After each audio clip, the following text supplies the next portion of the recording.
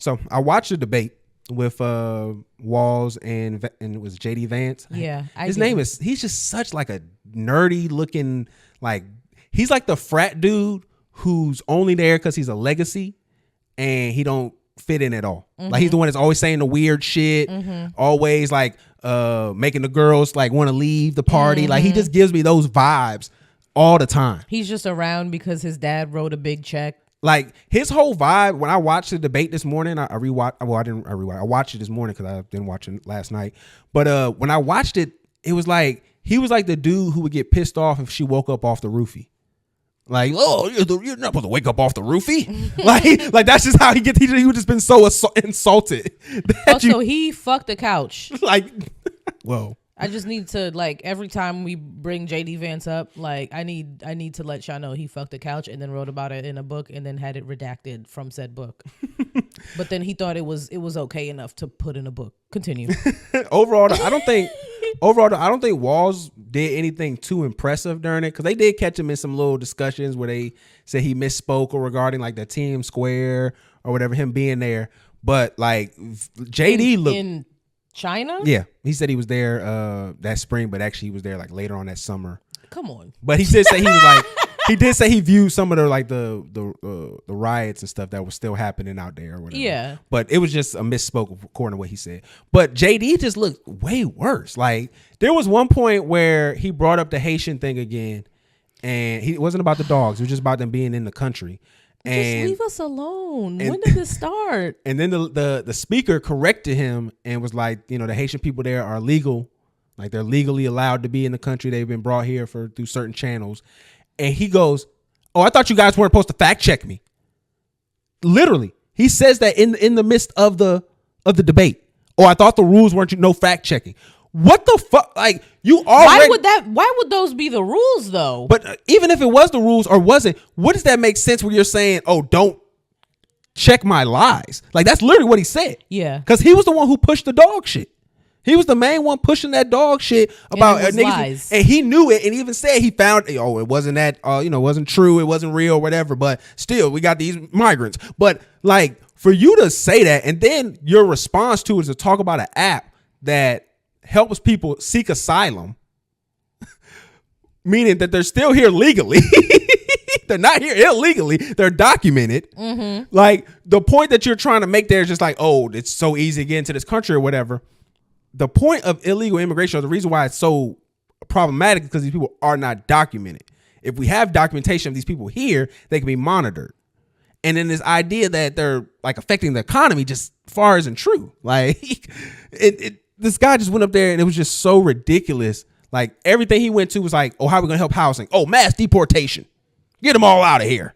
There's not like are the illegal immigrants the reason that there are no homes available, or is it people who are citizens who are no the illegal immigrants that can't get a loan from a bank? They're definitely the ones out here buying up all the houses. Like come on, you have to critically think a little bit more and not just let these trigger words get you angry. Walls did talk about the corporations being able to buy up the single family homes and stuff like that, but again, Vance didn't want to address that. He kept that mum's the word on. He was like, well, those things do happen. I agree.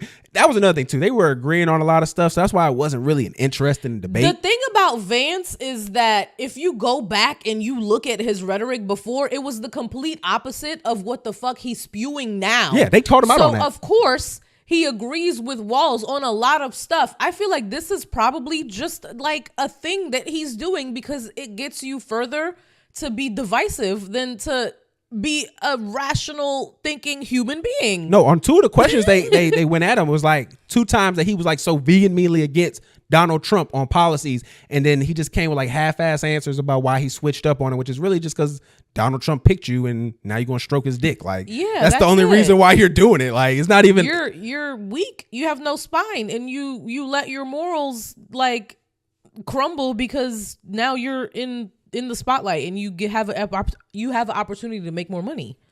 It's kind of just ridiculous with him too, man. Like I don't see where he inspires. Like Pence was way better than him. Pence, he had a code. I'm not going to be going around women alone. You know what I'm saying? Without my wife, no elevate. Pence had a code. He was a man of logic. There's that thing though. I don't know if it applies for vice presidents, but like, there's a thing like, can you get a beer with this guy? Like, that's an important thing that I think happened specifically when Bill Clinton was in office. But like, you had to be cool. So like, I think that's why Pence wasn't picked again. Also, Trump is fucking crazy. No, like, he's stupid. He's irrational. He does things that don't make sense. No, Pence wasn't picked again because he didn't try to help Trump steal the election. That's why he didn't get picked again. We'll get into that next. Yeah, in just a moment, we're going to get into that. That's why Pence isn't around. Yeah, because... Okay, so if you talk about a candidate Pence was too rational. If you're talking about a candidate to have a beer with, Vance is the guy that you get a couple bars and you break them up and snort them with. Like, that's who Vance is. He's the one you get some pills with, break up the pills with, and snort them with. That's who Vance is. I'm not trying to do... I'm just telling you what kind of nigga who he is. Vance is the one that you like tell the wrong location to. To the party? Yeah. And then like be like, oh, my bad, like miscommunication, but and then just keep avoiding him. No, like, Vance, you don't try to party with him at all. Vance reminds me of all the white kids I knew that knew where the pills were at all the time. Anytime it was time to go out and go crazy. Vance is the guy that you got to get like all those cool little things that they have now to put over your drink for like roofies.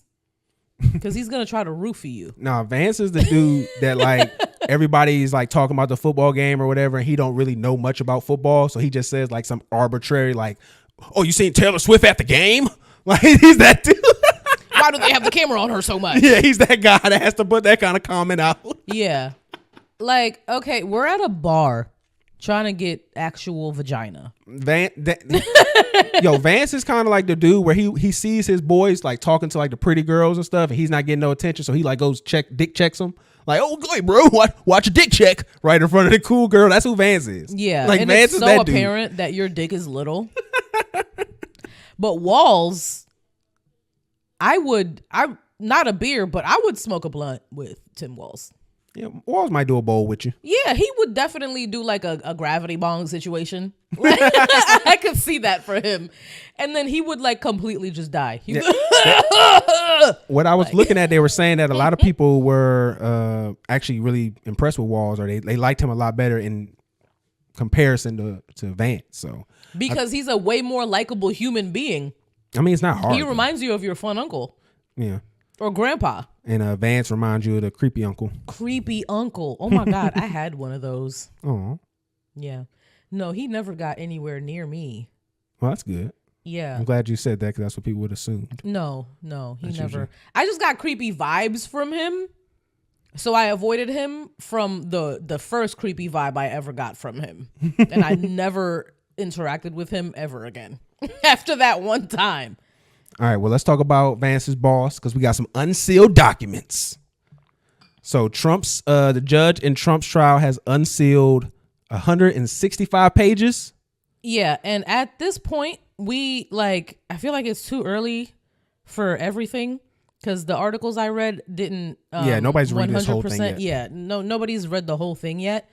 But the notion says that after the election, Trump claimed ballot fraud without proof. His private operatives sought to create chaos rather than seeking clarity at polling places where states were continuing to tabulate votes.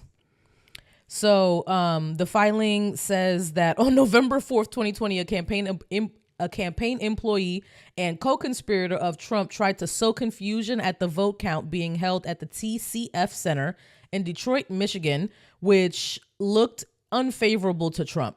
Let me skip forward a little bit. But let's just kind of explain what they were trying to say there. They were saying that they were sending people out to voting areas to cause conflict. To literally cause chaos. Wasn't they saying like riot and all that other stuff? I believe I saw that in some of the reports. This is not in wasn't in the article I read, and this is from CNBC.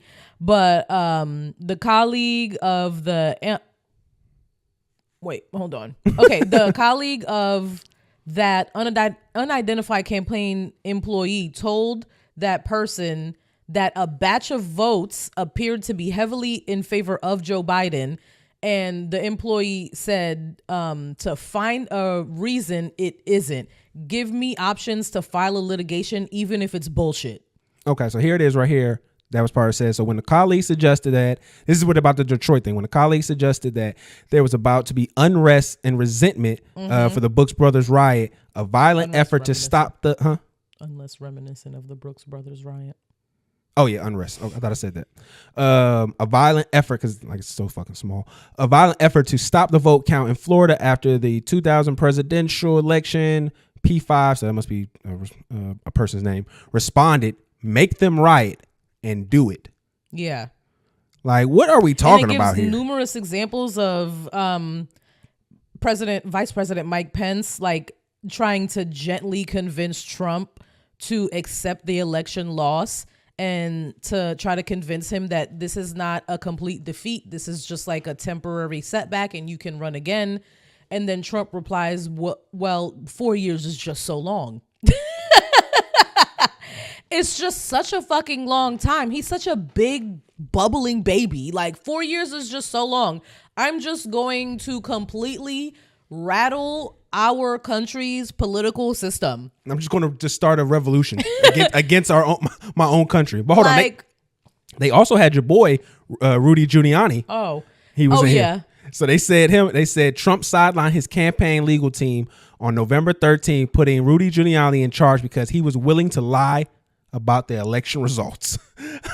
They knew that he was slimy, which every New Yorker knows that Rudy Giuliani is slimy. So essentially, this is 165 pages of evidence showing that Donald Trump was trying to do a coup on this country. Yes. And I don't care about the felonies. I do kind of care about the sexual assault things that he shouldn't be a president because of that. Kind of. Yeah, I do.